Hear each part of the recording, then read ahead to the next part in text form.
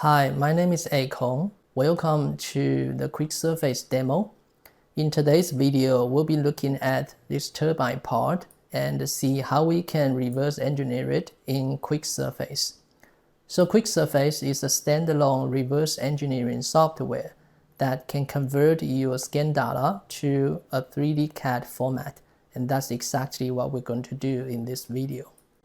So this part was acquired by a Scantek's new iReal M3 scanner, and it looks really good to me. As you can see, it's really high resolution and all the details were preserved. So how can we model it up? How do we make this model? From a forward engineering perspective, this is really straightforward. You can just do a kind of a revolve command to make the body, and for the blades you can make one of them and duplicate all the rest of them in a circular manner. But how do we do that in QUICKSURFACE? How do we do that in the reverse engineering workflow, especially if you don't have a perfect part like this one? You can see a dented area here, so this part was probably hit by something before the scanning, and also you got lots of noise and uneven surfaces here and there. How do we overcome all this in the workflow? That's what I'm going to explain in this video. So I will show you all the steps that was recorded in the history tree in QUICKSURFACE. But remember, this is not a tutorial, so I'm not going to explain all the details of each command. Otherwise, that would be a 3-hour video. So I will let you know how we use each command in the whole modeling process, but I'm not going to explain the details.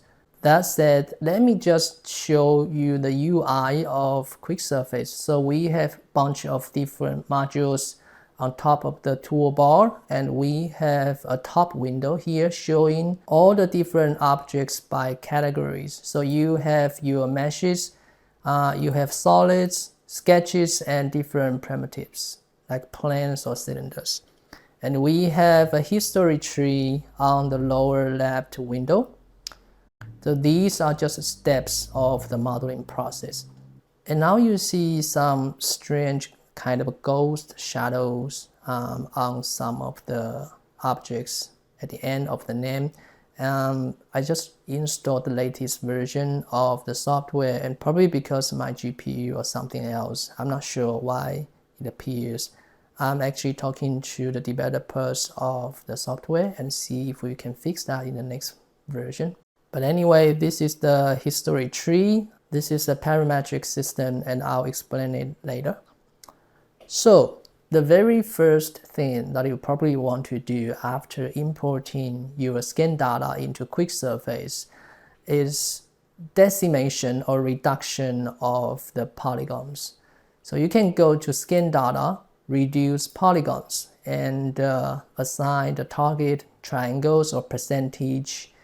In that way, you can reduce the number of the polygons to some extent that you feel comfortable with your PC specs. In my case, I reduced the polygons from 2.6 million to 800K, and that makes my browsing of the objects quite smoothly. So I was using the 800K one through the whole modeling process. The second step of the reverse engineering process is alignment. So you probably want to move your STL file to the origin of your system coordinates. So let me just turn that on. So that's what we want, to put your part aligned with the system coordinate. So how did I do that? So let me just reverse everything back to this step. So what we usually do in QUICKSURFACE before alignment is to extract some primitives from the current mesh data, and then we use the primitives to align or drag the whole STL file together to the system origin. And what I first did is to extract a plane using this area. So as you can see, this area, the circular area, represents a plane very well. So what I did is to hit the extract primitives bottom and just use some of the selection tools on top of the window and select this area before I hit fitting the plane with that. And I've already done that, so I'm just going to hit no. So as you can see, this plane represents that area very well.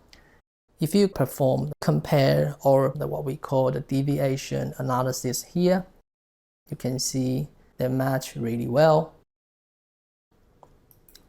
Okay, so that's the plane, and we can extract like a cylinder using the central hole.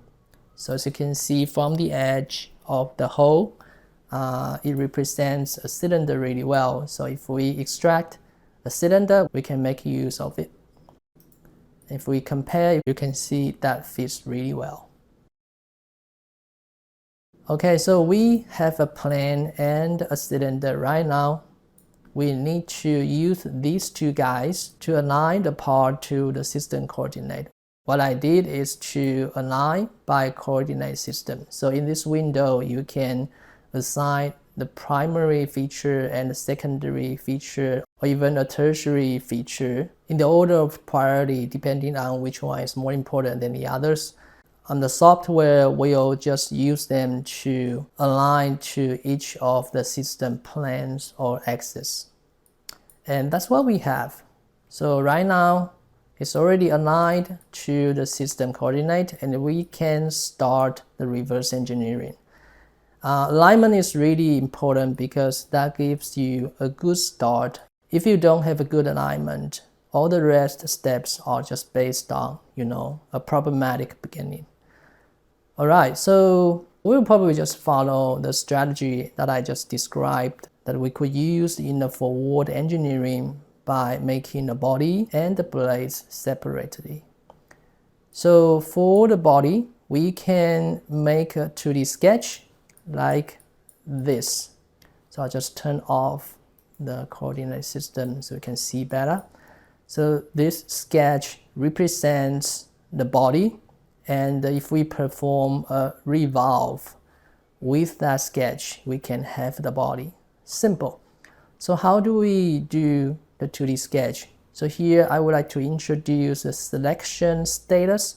So that's a selection status for the body making. So you can enter the edit scan window and use the selection tools here to select the region that you're interested for the 2D sketch making. In this case, I believe the red color represents the body really well. So you might have noticed that I didn't select this area because, like I said, it's a dented area. It doesn't represent the original shape of the design. So I don't want it to confuse the system, so I didn't select them. But it doesn't matter because you will see an option in the 2D sketch window to overcome that problem. So after selection, you can save your selection status. In this case, the body one. Okay, so now you can make a 2D sketch. If you hit 2D sketch bottom, you can see the window allows you to choose if you would like to use a sketch for extruding or revolving. In this case, we want revolving. This part was aligned with the Z-axis, so I will choose Z-axis as a revolving center. And here comes the point. You can select the stacked sections. In that case, as you can see from the screen, we have 20 different sections across the Z-axis 360 degree, and the software will stack or squeeze all these 20 sections into one. In that way, we have more data showing on a single 2D sketch, and we can just draw the 2D curves or lines in the middle of the data. That way we can have our drawing match the geometry more precisely, averagely. Okay, so I've already done that, so just cancel that. So this is our 2D sketch.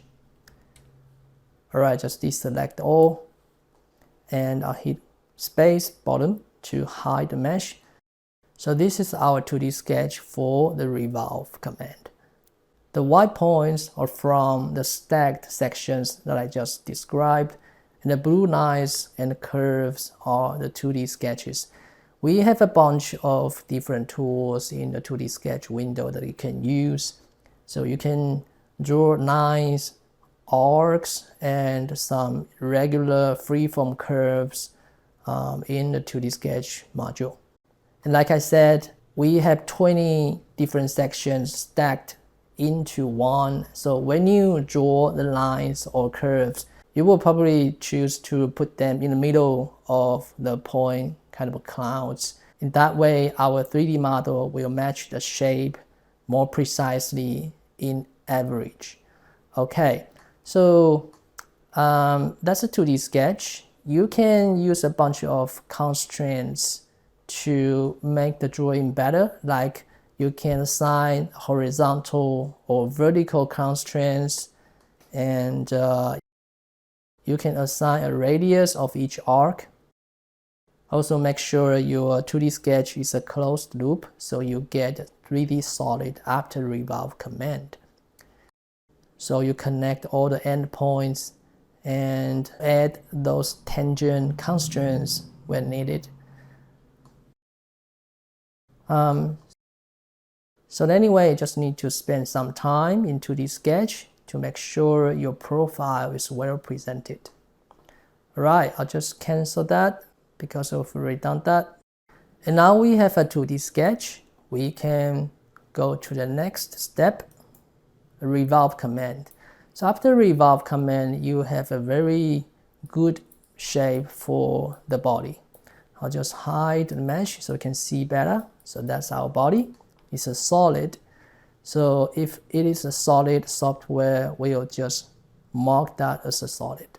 If you see a surface body here, that means your 2D sketch is on the closed one. You probably need to go back to the 2D sketch and fix that. Okay, so now we have a body, and now let's make the blades. I'll hide the revolve the body and go back to the mesh. So for the blades, you probably need to pick one of them and model it up before you perform a circular pattern. So what I did is to use the fit surface feature. So in this feature, you can use the same bunch of selection tools to select an area like this. So this is what we call the magic wand. Use the curvature-based selection, and after selection, you can just fit the area with a surface. So we have a bunch of different options here, but the most important one is the analysis one. It's kind of the same as a global deviation command, compare there, which allows you to compare your fit surface with the mesh geometry underneath. So as you can see, under the 0.5 mil, they match really well.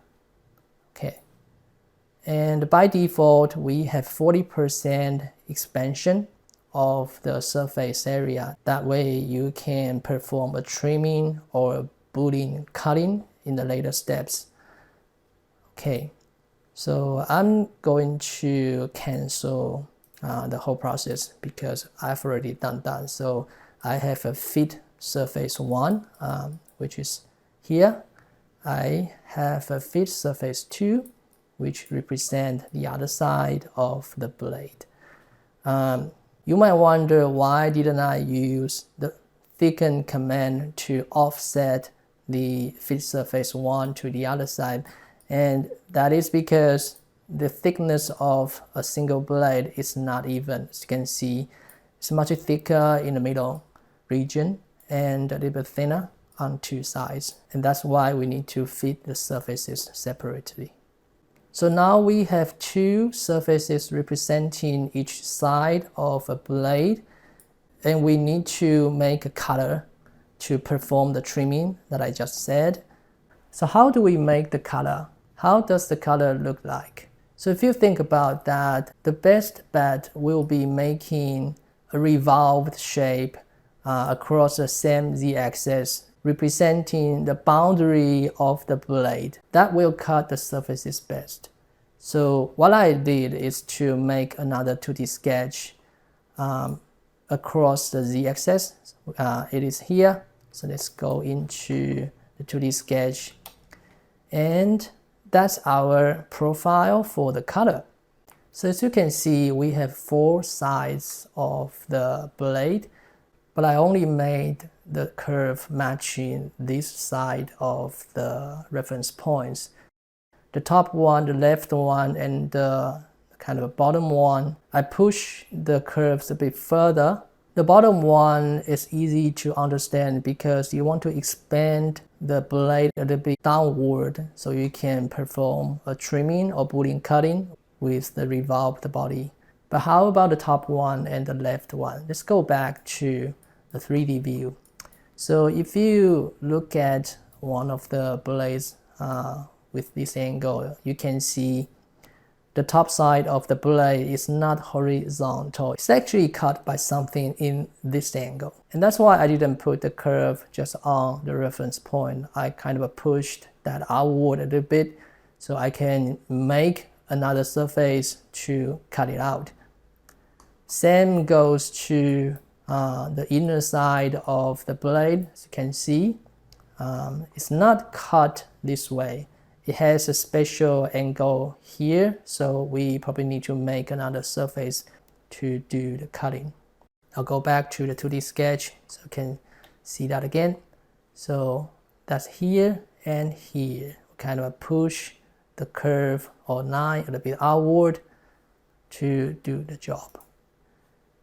Okay, so we have a 2D sketch, and let's go to the next step. Another revolve command. So hide the mesh here. So as you can see here, we have the color. It's a solid. We have 2 surfaces.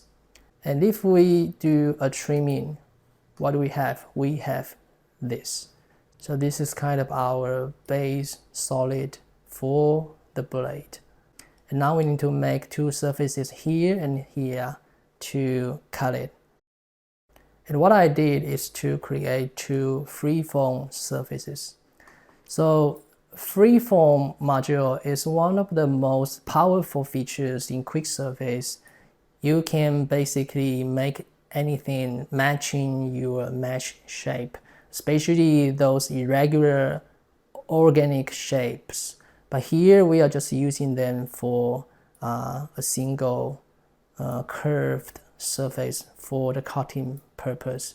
So if you go to the freeform editing window, you will see we have a bunch of different tools to do this. So freeform allows you to use different quads to build your surface, and you can turn on the snapping, so that way you can make sure all the points are snapping to your mesh. And you have a deviation analysis mode as well. That is normal shaded mode, that's a deviation mode. And you have a zebra rendering as well. It's not useful in this case, but anyway, we have our cutting surface here. And before the cutting, make sure you expand 4 sides of your freeform surfaces a little bit more. We do that with the extrapolate command. If you are interested how it is used, watch the official tutorials. And yeah, that's it. That's the freeform surfacing. So right now we have 2 freeform surfaces. We have the blade solid, and then we can do a trimming. So that's what we have. Nice. Next up, we can do a filleting. So fillet is really simple and straightforward. You can pick the edges that you want to add the fillets, and we provide a tolerance mode, which is a deviation analysis again, to let you see how well your fillet is fitting the mesh underneath. Okay, so right now we have already finished the modeling of the blade, and what we need to do now is to copy this single blade across the z-axis so we can have all the others. And this is a circular pattern, very simple, very straightforward. In the window you can assign how many instances that you want to have across how many degrees. I'm going to cancel that because I've already done that, and we have 31 instances in this case. So we've already had the body, we've already had the blades. We can combine them together like this. I'll just hide the turbine so you can see better. And what else? The final step. We can add some fillets around the base of the blades. And that's it. That's our model. So this is the modeling process. Very simple, very straightforward. After the modeling, you can compare your model with your mesh like we showed you before. So the deviation analysis is to let you have an idea of how good is your 3D modeling. But remember, matching the mesh geometry is not the most important thing in reverse engineering. So you see, we have a good matching quality with 0.5 mil, but if I reduce the tolerance to like 0.2, you will see a much worse result. And that's quite normal because your part will never be perfect. You will always have some sort of deformation. It might be because during the manufacturing process, you might have sinks, bulges, your part might shrink, your part can be deformed by daily use, or those deformation can be introduced by your 3D scanner due to the low accuracy. So it's never perfect, and you will see some bluish or reddish colors here and there, especially like this dented area. You got a very bad matching quality, but that's what we want, because if you see a green color here, that means that your 3D CAD data is deformed as well. So you need to keep in mind that reverse engineering is all about reconstructing the geometries with correction and meeting the design intent in mind, more than it is about perfectly representing the shape. That is very important. Okay, that is the part and everything that we want to show you in today's QUICKSURFACE demo video. If you have any questions, or if you're interested in QUICKSURFACE or ScanTech scanners, leave your comments below and let us know. Until then, I'll see you next time. Thanks for watching.